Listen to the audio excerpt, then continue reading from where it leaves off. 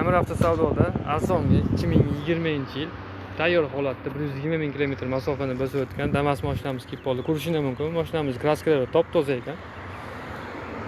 120 ming yurgan, to'rtta yaxshi balonda, yangida holatda turibdi. Salonlari ham juda chiroyli holatda qilib qo'yishgan ekan. Yaxshi holatdan kiydirib, tayyor holatda patologlargacha qilingan, hamma yo'llarda apshipkalargacha chiroyli qilib qo'yishibdi.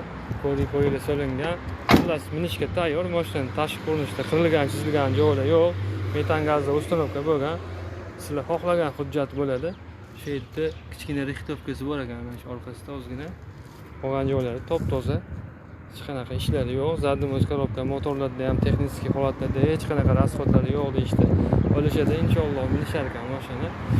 Bu 2020-yil 120 ming kilometr masofani bosib o'tgan Damas mashinamiz eglar bilan narxini tortishib $5450 ga tushirib qo'ydi. Eglar nomerlarini qoldiramiz.